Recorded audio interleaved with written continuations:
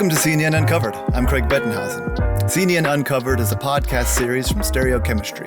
In each episode, we'll take another look at a recent cover story in chemical and engineering news and hear from C&EN reporters about striking moments from their reporting, their biggest takeaways, and what got left on the cutting room floor.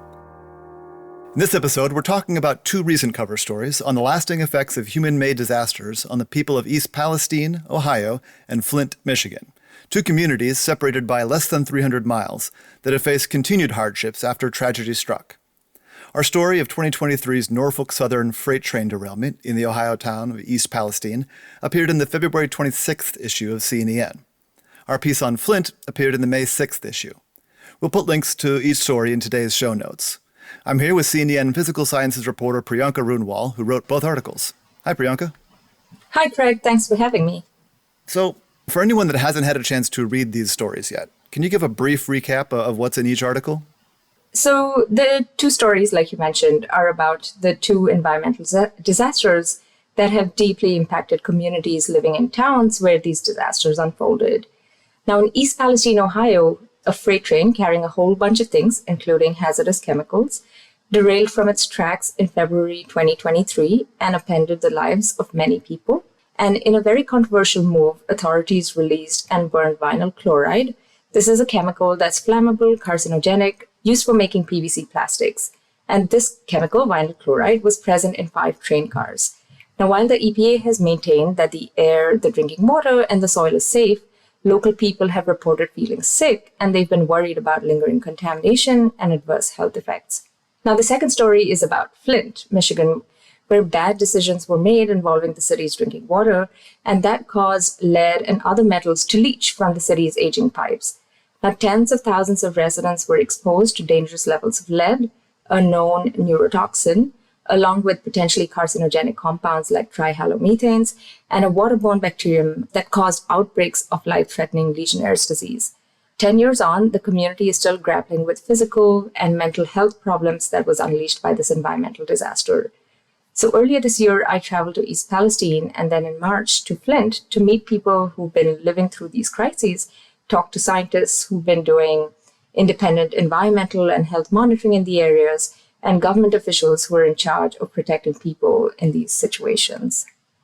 Central to the lasting problems in East Palestine is this decision that the company made to drain the chemicals into a pit and then set the pit on fire. What was the point of setting the pit on fire? Why not just drain it and haul it away?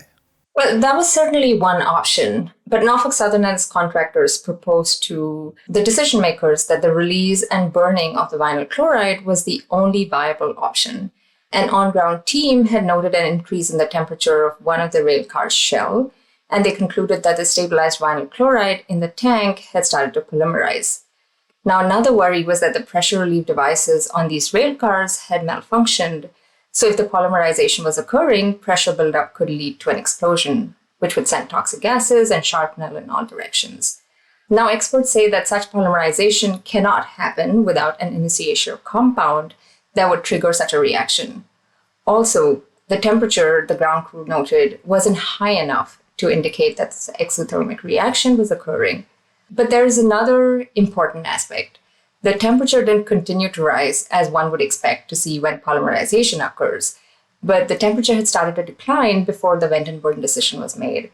Now, in recent hearings where the National Transportation Safety Board presented the findings of their investigation into this derailment, they concluded that this vent and burn was unnecessary and that Norfolk Southern provided incomplete information to decision makers who had few minutes to make that call. Now, the theory goes that the train company did this to clear the tracks as soon as possible so they could start moving stuff again. But Norfolk Southern defends its actions by saying that other options to remove vinyl chloride weren't feasible because the derailed cars had sustained damage and that the conditions on the ground were pretty dangerous. So let's turn to Flint. Flint was a big story that was in international news when the lead level spiked in Flint. How has the water contamination affected the community there? The interesting thing in Flint is that several people initially, and especially children, got their blood lead levels tested. When that happened, there was indication that their lead levels are well above their dangerous lead levels. They're well above, what is considered okay or not less problematic. One of the things that has been documented to a very large extent is mental health issues.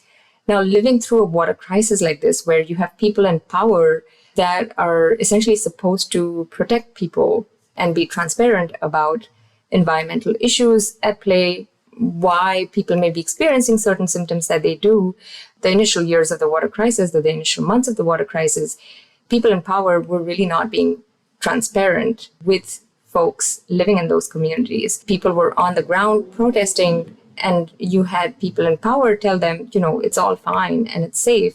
And then you had independent researchers coming in and testing their water and telling them, otherwise. And so people have lived through a lot of trauma. Parents extremely worried that the high levels of lead, that physicians in their town who were testing the blood lead levels of the children, the high levels that they were detecting, what could that mean for their children's health? Parents, having lived through a lot of this, have experienced mental health issues.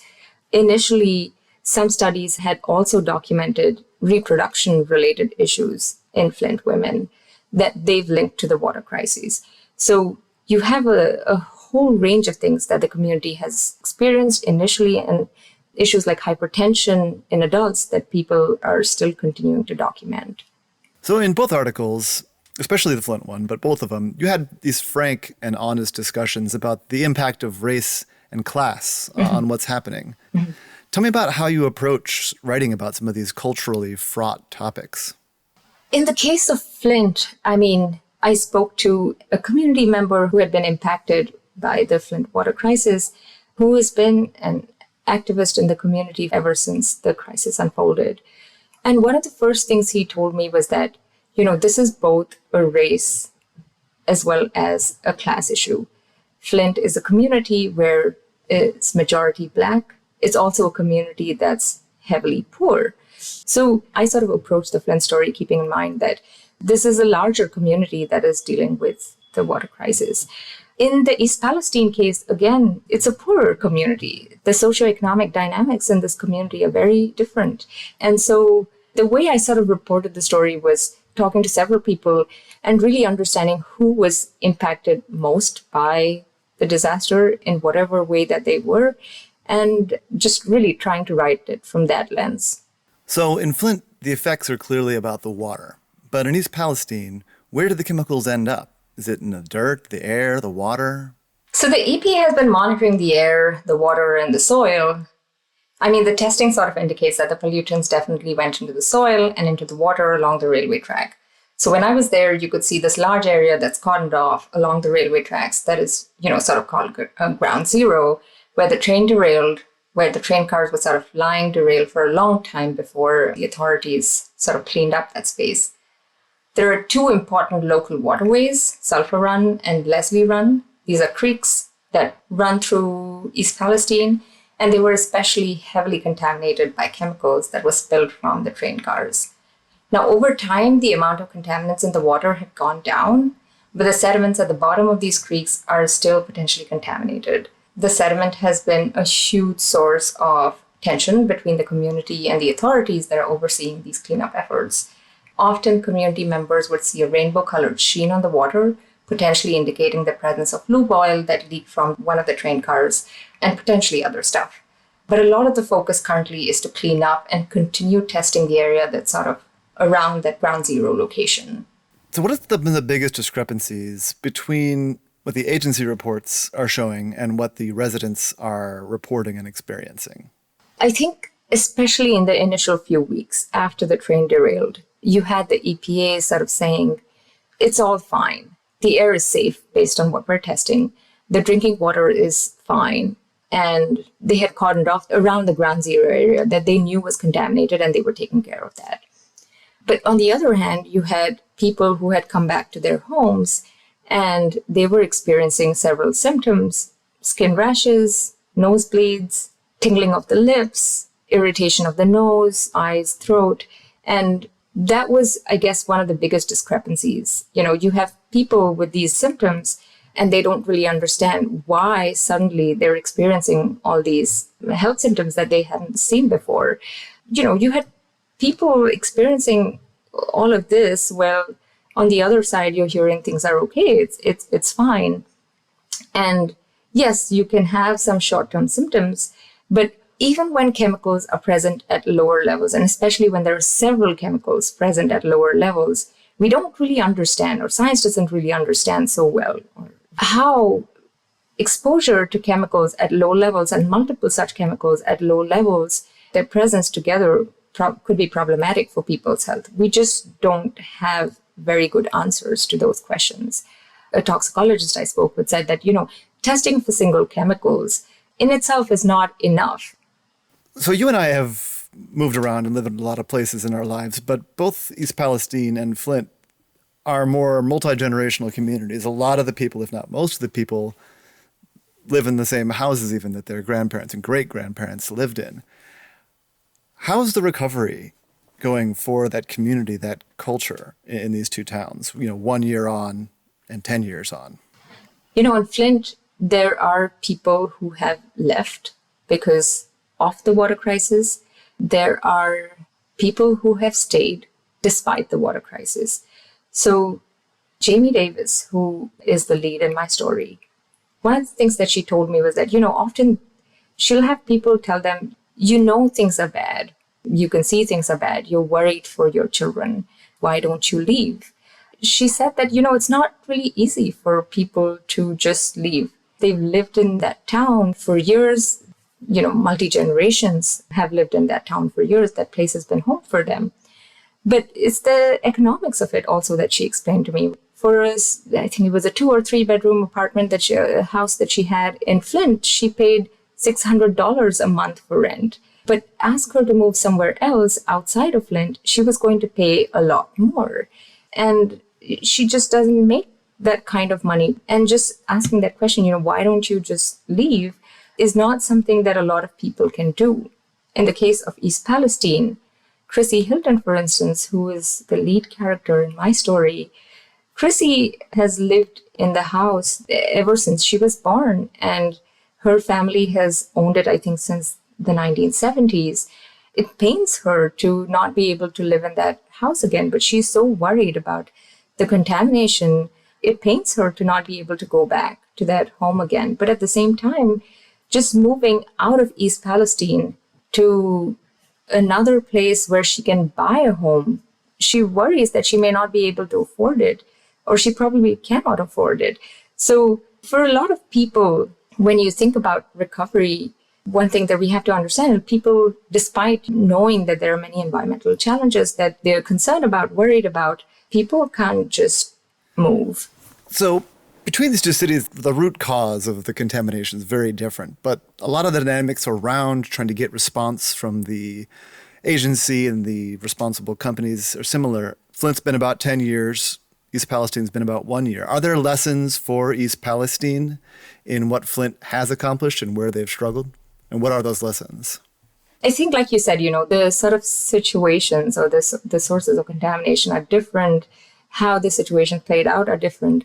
But the commonality here is the loss of trust between people in power who residents in these areas expected will protect them against anything that would go wrong and would harm their health. That lack of trust, it's sort of central to how things have unfolded in both cases. 10 years on in Flint, that lack of trust still doesn't feel restored, having talked to a lot of people there.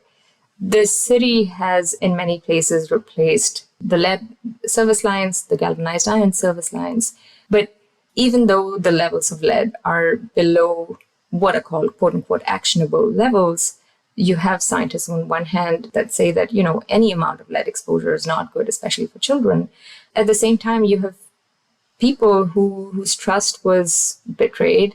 You have lawsuits that unfolded, and people in power who were potentially considered guilty were let off the hook.